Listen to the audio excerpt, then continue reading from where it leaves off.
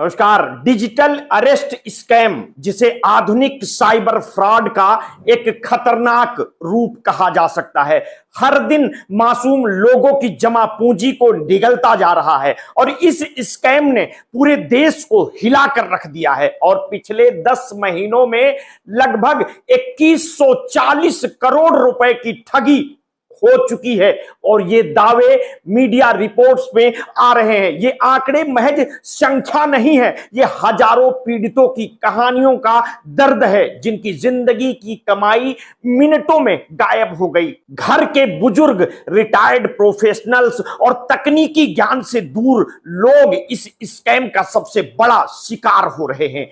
ये ठग बहुत ही सुनियोजित तरीके से काम करते हैं। डिजिटल अरेस्ट स्कैम के तहत पीड़ितों को वीडियो कॉल पर संपर्क किया जाता है, जिसमें ठग खुद को पुलिस, सीबीआई या नारकोटिक्स जैसे उच्च पदों का अधिकारी बताकर बात करते हैं। बातचीत इतनी सहज और वास्तविक प्रतीत होती है कि सामने वाला व्यक्ति सच मान लेता है।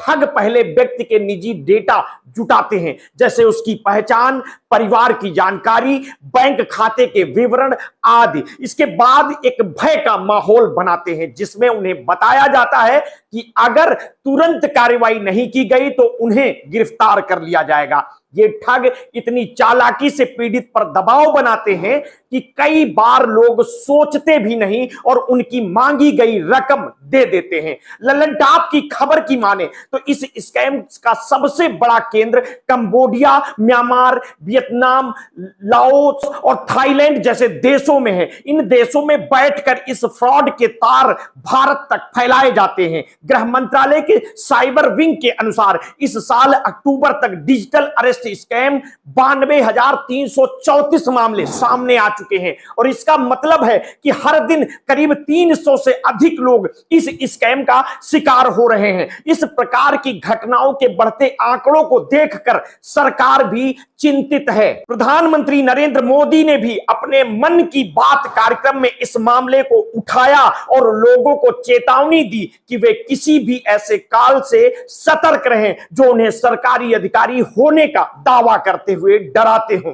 अब सवाल यह है कि आखिर लोग इस स्कैम का शिकार क्यों हो रहे हैं? क्या हमारे समाज में साइबर जागरूकता की कमी है या फिर इस तकनीकी युग में भी लोग डिजिटल सुरक्षा को नजरअंदाज कर देते हैं? इस मामले में ज्यादातर पीड़ित बुजुर्ग और रिटायर्ड प्रोफेशनल्स होते हैं, जो कि तकनीकी दृष्टि से उतने सक्षम नहीं होते और नई तकनीकों का इस्तेमाल में सहजता महसूस नहीं करते। वे ठगों के झांसे में इसलिए भी आ जाते हैं क्योंकि उन्हें सरकारी दफ्तरों, कानूनी धाराओं और गिरफ्तारी जैसे शब्दों से डर लगता है और ये ठग इस डर का फायदा उठाकर उनसे बड़ी रकम ऐंठ लेते हैं। तो लोगों को इस स्कैम से कैसे बचाया जा सकता है, ये जानना जरूरी है और सबसे पहला कदम है साइबर सुरक्षा जागरूकता। लोगों को यह समझने की जरूरत है कि किसी भी सरकारी एजेंसी का अधिकारी फोन पर व्यक्तिगत जानकारी नहीं मांगेगा और ना ही आपको गिरफ्तार करने की धमकी देगा।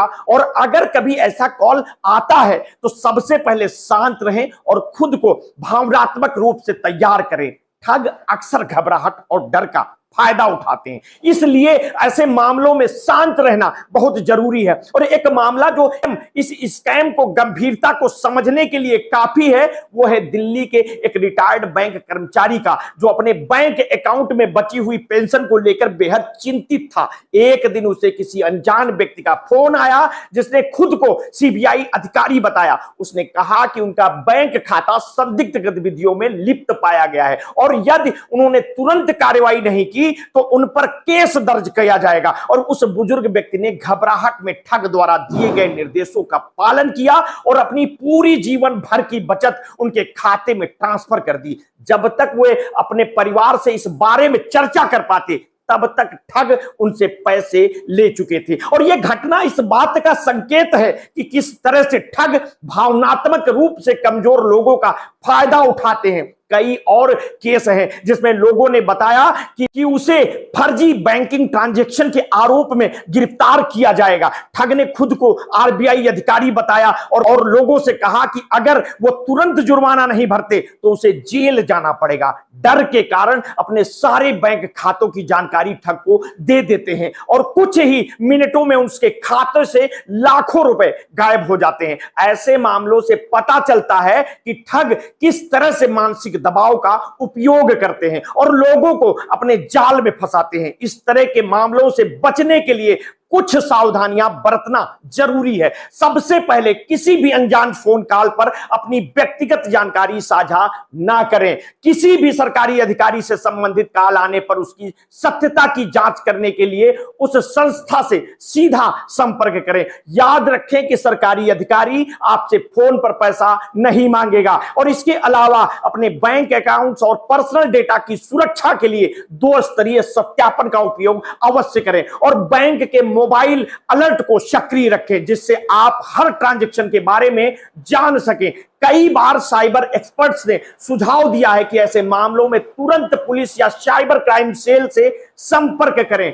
ठगों का मनोवैज्ञानिक दबाव उन्हें इतने शक्तिशाली स्थिति में ला देता है कि पीड़ित खुद को पूरी तरह से असहाय महसूस करने लगता है और इसी तरह की स्थिति से बचने के लिए लोगों को अपने दोस्तों और परिवार के साथ इस बारे में बात करनी चाहिए। कोई भी अनजान कॉल आने पर खुद पर दबाव ना लें बल्कि पहले परिवार से चर्चा करें। समाज में इस तरह की जागरूकता फैलाना जरूरी है ताकि किसी को इस दर्दनाक अनुभव से ना गुजरना पड़े। इन घटनाओं को देखकर यह साफ है कि डिजिटल सुरक्षा की जागरूकता हर व्यक्ति के लिए जरूरी है और इस तरह के ठगी के मामलों में कानूनी जानकारी और तकनीकी ज्ञान होना बेहद आवश्यक है। सरकारी संस्थानों को भी इस पर जोर देना चाहिए कि वे समाज में जागरूकता अभियान चलाकर लोगों को साइबर क्राइम के प्रति सतर्क करें और जब तक हम सब मिलकर इस चुनौती का सामना नहीं करेंगे तब तक इस तरह की ठगी के मामले रुकने वाले नहीं हैं। और इसी स्कैम से जुड़ी ऐसी घटनाओं पर बात करना इसलिए भी जरूरी है ताकि लोग सतर्क रहें। तकनीकी के इस युग में जहां एक तरफ हमारे पास सशक्तिकरण के साधन हैं वहीं दूसरी तरफ ऐसे खतरनाक जाल बिछाए गए हैं जो लोगों की मेहनत की कमाई को मिनटों में गायब कर सकते हैं। इसलिए सावधानी और जागरूकता ही इस तरह के स्कैम से बचने का सबसे बड़ा उपाय है। इस वीडियो को आप हर आम जनमानस तक पहुंचाइए, शेयर करिए। आपने अगर अभी तक हमारे इस चैनल को सब्सक्राइब नहीं किया है तो तत्काल कर लीजिए। बेल आइकन दबाना बिल्कुल ना भूलिए। अपने स्वास्थ्य के प्रति सचेत रहिए, सजग रहिए। अगर आपने कभी कोरोना वैक्सीन लगवाई है तो समय समय पर अपने ब्लड प्रेशर की जांच अवश्य करवाते रहिए। अपने स्वास्थ्य के प्रति जागरूक रहिए। हमारी इस वीडियो को आम जनमानस में शेयर करिए। बहुत बहुत धन्यवाद। साधुवाद।